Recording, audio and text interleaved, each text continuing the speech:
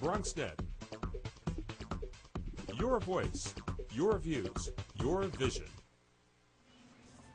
And coming up on this episode of Perspectives, we continue to celebrate Black History Month, and our guest will share a little bit on his perspectives on how you can get out of whatever is keeping you enslaved in your life. That is coming up next on this episode of Perspectives with yours truly, Darren Jaime.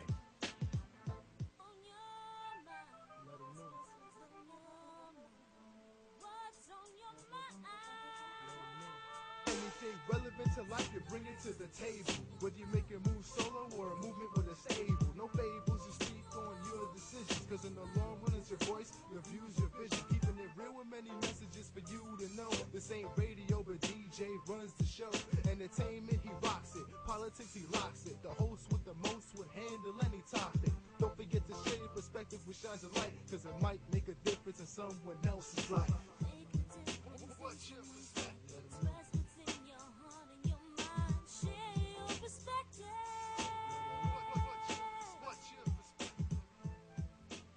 And thank you for joining us on Perspectives. Remember, you can connect with us on Facebook by going to facebook.com/BronxNet Perspectives. And there you can leave your comments or ask us a question about any of the topics you hear on our show.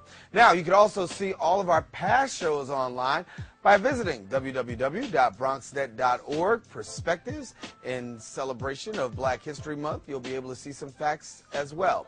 And in celebration of Black History Month, we want to tell you, we've got a couple of history facts. Number one, in 1820, the first organized immigration of blacks from the U.S. back to Africa occurs. 86 free blacks leave New York Harbor on a ship named the Mayflower of Liberia.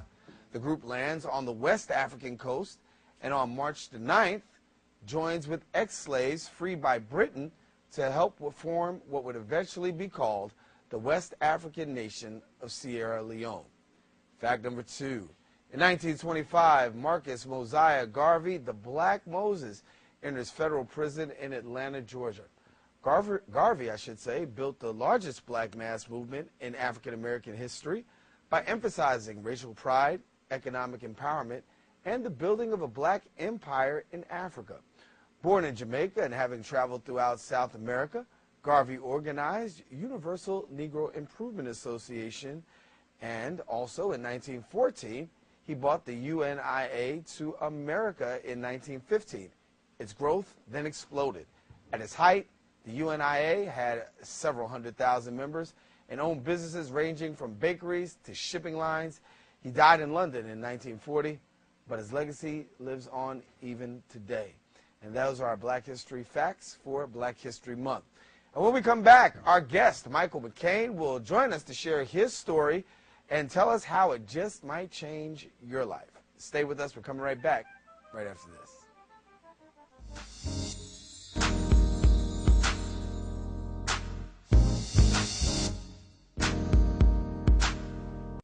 Watching the Lifeline TV. I'm Deshaun Daniel, and today we're going to take some time to review a book that was written by a brother by the name of Michael McCain. And this book was submitted to us a few weeks ago, and the title of it is Life Editing. And I believe it's a message I believe a lot of us can relate to when you're trying to get rid of some hindrances and roadblocks, some toxic relationships, different things of that nature that all seem to boggle us down. And you have to take some time to go in your life, and sometimes I say, you have to L7, you got to delete some stuff, you got to get rid of some things. And so this book is definitely something I believe you can benefit from. So I'm going to be joined later by author Martina Young, who's going to be sharing her thoughts this week.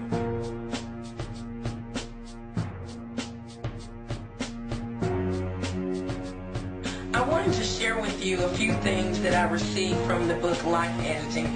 First of all, one of the things that grabbed me immediately was the subtitle, Taking Out the Trash. And that is what this book is about, examining our lives, editing out what does not need to be there, putting out the trash. Because far too often there are things that we're carrying in our lives, things that we're packing that are of no use anymore in our life. And so this book takes us on a journey to examine examine ourselves, examine our emotions, examine our relationships, and different things in our lives that we may still be holding on to that need to be edited out of our lives.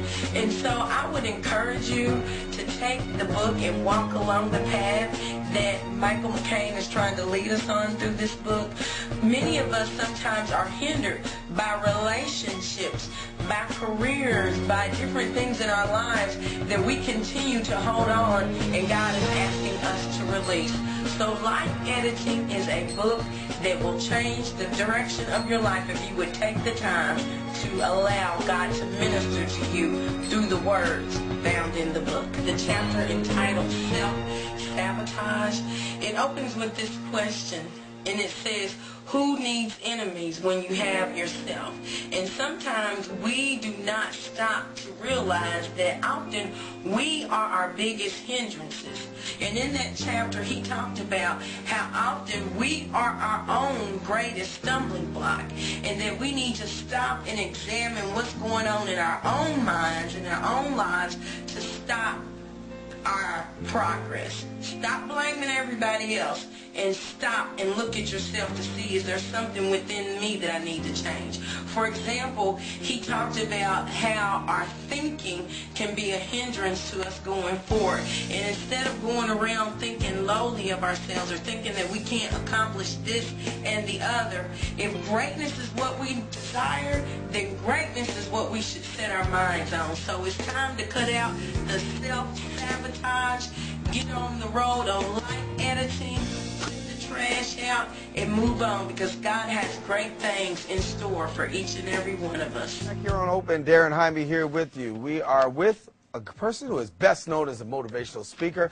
Our next guest is also a life coach and an author, and among other many titles. Well, I should say he's here to talk about his most recent book, Life Editing, Volume 1, Taking Out the Trash. And we welcome Michael McCain to our show. And if you're looking at the book, this is exactly what it looks like. Michael McCain here. And welcome, and thank you for being here with us here on Open. Thank you for having me. Good. So when you talk about taking out the trash, every American pretty much does that, but we don't do it, I guess, in many ways. Tell us about this here.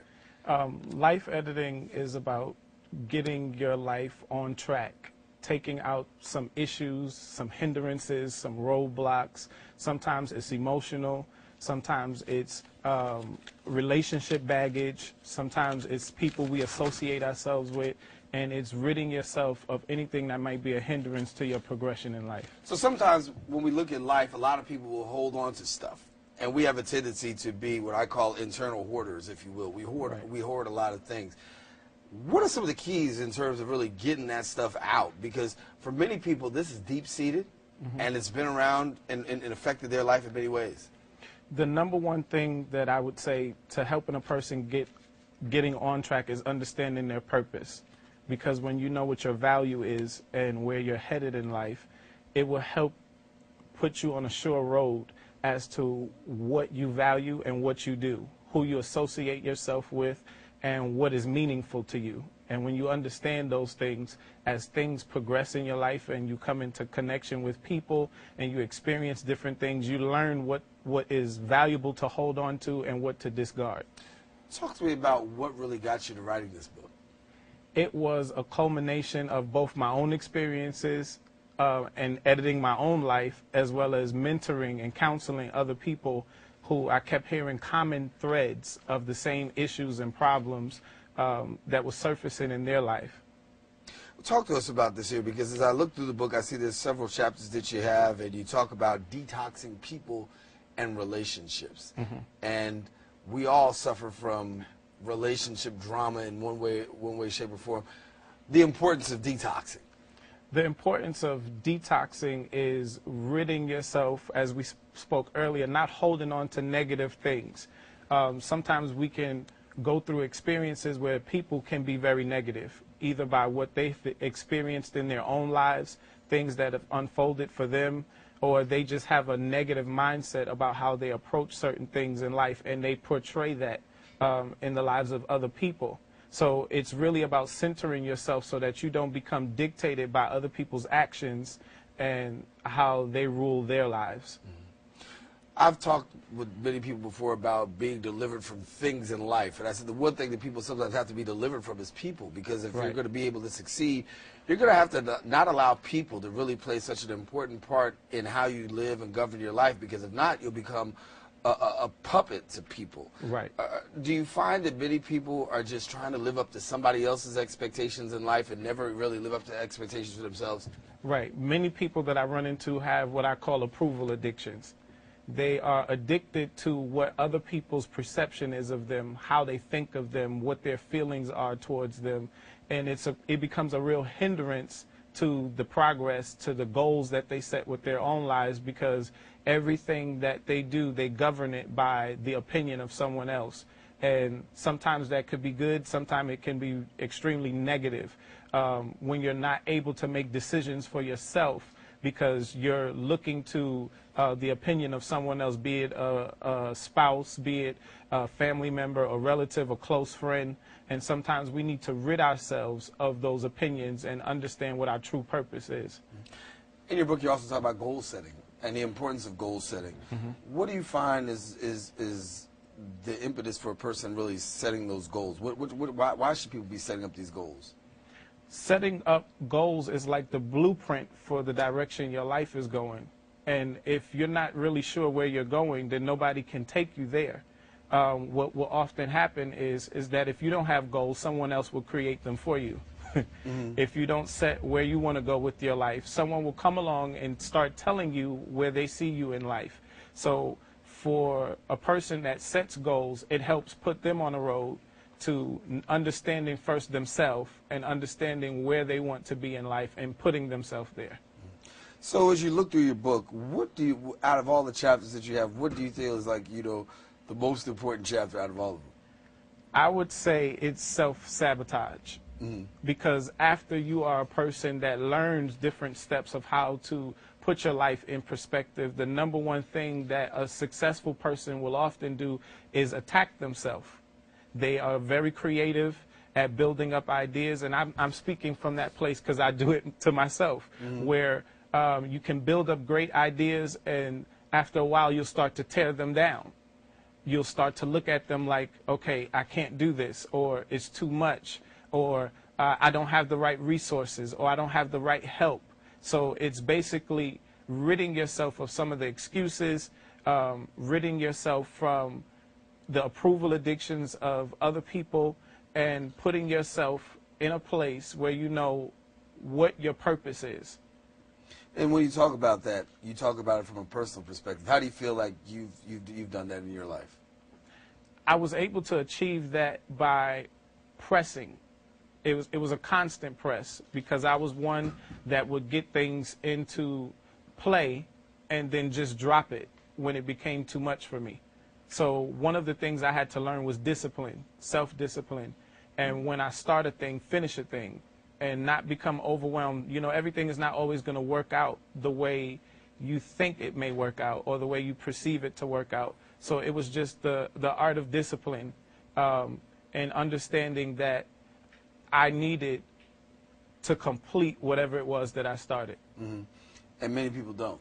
Right.